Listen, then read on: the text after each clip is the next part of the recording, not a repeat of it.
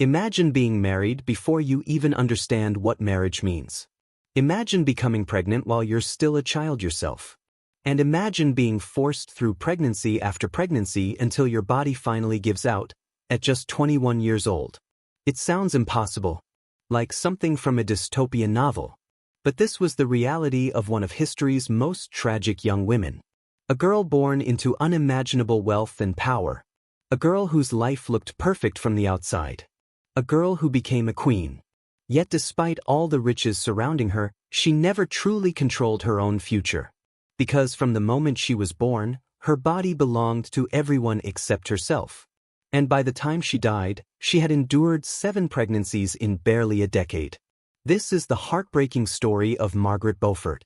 And once you hear what happened to her, you'll never look at medieval royalty the same way again. To understand her tragedy, we have to go back to England in the 15th century. A country drowning in political chaos. Noble families fought each other for power. Kings rose and fell. Loyalty changed overnight. And in this dangerous world, children weren't always treated like children. They were political assets. Bargaining chips. Tools. A daughter could be married off to secure alliances. A son could inherit lands and titles. And the wealthier the family, the more valuable the child became. Margaret Beaufort was one of those valuable children. Born in 1443, she entered the world carrying an extraordinary inheritance. Her father died before she was even born. But he left behind something incredibly important. A claim to the English throne. Not a direct claim. Not an immediate one. But close enough to make powerful people pay attention. From infancy, Margaret wasn't seen as a little girl. She was seen as an opportunity. The key to wealth. The key to influence. Possibly even the key to a crown. And that made her one of the most sought-after heiresses in England. Imagine growing up knowing that powerful men looked at you and saw property. Not because of who you were, but because of what you represented. That was Margaret's reality. Before most children today learn multiplication tables, Margaret was already being negotiated over. Before she could make decisions for herself, adults were deciding her future.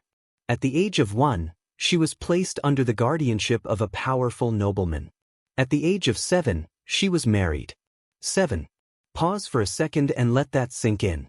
While most 7-year-olds are playing games and chasing friends around a playground, Margaret was legally someone's wife.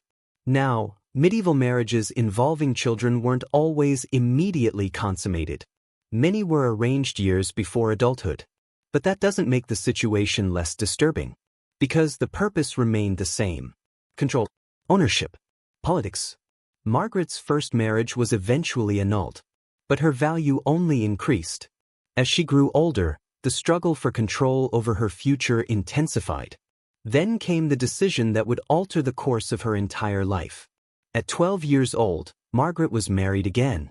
This time to Edmund Tudor, a man more than twice her age. And unlike earlier arrangements, this marriage would not remain symbolic. What happened next would leave permanent scars. 12 years old. It's difficult for modern minds to truly comprehend. At 12, most children are only beginning adolescence. They're discovering who they are. They're still physically developing. Their bodies are unfinished. Yet Margaret was expected to perform the duties of a wife. And soon afterward, she became pregnant. The pregnancy itself was extraordinarily dangerous. Even today, pregnancy carries risks. But in the 15th century, medicine was primitive. Complications were common. And for a girl whose body hadn't fully matured, the danger multiplied dramatically. Yet nobody seemed willing to stop what was happening. Because producing an heir mattered more than protecting the child carrying that heir. Then disaster struck. Edmund Tudor died. Margaret was only 13 years old. Pregnant, widowed, and alone. Think about that combination. A child carrying a baby while mourning a husband she barely had time to know. Most adults would struggle under that burden. Margaret had barely entered her teenage years. But the worst moment was still approaching. In January 1457, labor began. And it quickly became clear that something was terribly wrong. The baby she carried was unusually large for her tiny frame. The birth was agonizing. Hours stretched on. Pain intensified. And with every passing moment, the risk of death increased. Many girls her age simply didn't survive childbirth. In fact, many grown women didn't survive either. People around Margaret reportedly feared she was dying. And honestly, they had good reason. The labor was so traumatic that historians believe it permanently damaged her body. Against all odds, however, both mother and child survived. The baby was named Henry Tudor, and one day he would become King Henry VII. But at that moment, nobody could have known that. All they knew was that a 13-year-old girl had somehow endured one of the most horrific experiences imaginable, and emerged alive. Barely. The consequences lasted forever. Medical historians believe the damage from that childbirth likely prevented Margaret from having additional children naturally. Considering what her body endured, that isn't surprising. What is surprising is that she survived at all. Yet surviving didn't mean freedom. Far from it. Because Margaret still lived in a world where her primary value came from marriage. Soon she was married again. And later again. Over the course of her life, she would have 4 husbands. Each marriage connected to power, politics, and survival, and while the catastrophic birth of Henry may have prevented more living children, Margaret still experienced multiple pregnancies. Historical records suggest as many as 7 pregnancies in total, with most ending in miscarriage or infant loss. Think about the emotional toll. Every pregnancy carried danger. Every pregnancy carried uncertainty. Every pregnancy reopened physical wounds. And many ended in grief. One after another. Year after year. The medieval world rarely recorded women's suffering in detail. Men wrote most of the chronicles. Men documented wars, battles, treaties, and kings. Women's pain often disappeared between the lines. But if we look carefully, the evidence remains. Margaret's life tells a story of repeated physical trauma, repeated emotional loss, repeated expectations placed on a body already pushed beyond its limits. And somehow, she kept moving forward. That's the part many people miss. Because Margaret Beaufort wasn't only a victim. She became something else entirely. A survivor. A strategist. A force. As England descended into the bloody conflict known as the Wars of the Roses, Margaret found herself navigating one of the most dangerous political landscapes in history. The country fractured into rival factions. Noble families turned against one another. Executions became common. Allegiances shifted constantly. One wrong move could cost you everything, including your life. For many women of the era, survival meant remaining invisible. Margaret chose a different path. Quietly, carefully, patiently. She began building relationships, managing estates, gathering influence, observing the political game unfolding around her. And through it all, one goal remained constant: protecting her son, Henry Tudor. Because Henry's survival was never guaranteed. In fact, there were countless moments when it seemed impossible. Powerful enemies wanted him eliminated. His bloodline made him a threat. His existence represented a challenge to other claims. At times, exile was the only thing keeping him alive. Years passed. Then decades. Margaret watched kingdoms change hands. She watched rulers rise and fall. She watched violence consume England. And throughout it all, she remained focused on a single objective: putting her son on the throne. It's remarkable when you think about it. The same girl who nearly died giving birth at 13 became one of the most influential political operators of her generation. Not through armies, not through swords, but through intelligence, persistence, and an almost unimaginable level of determination. Still, even as her influence grew, the shadows of her past never disappeared. The body remembers trauma. History often celebrates outcomes while ignoring the suffering required to achieve them. People remember kings. They remember victories. They remember crowns. But they rarely remember the women whose bodies carried the weight of dynasties. Margaret's life forces us to confront that reality. Because when historians discuss royal bloodlines, they often focus on succession charts and political consequences. What gets lost is the human cost. Behind every heir was a pregnancy. Behind every succession crisis was a woman facing enormous risks. Behind every royal family tree were countless mothers who endured pain, fear, and loss. Margaret's story simply makes those realities impossible to ignore. Imagine the psychological burden she carried. A childhood sacrificed to politics. A traumatic pregnancy before adulthood. Repeated losses. Constant political danger. And the knowledge that her son's future depended partly on her ability to survive. Yet she did survive.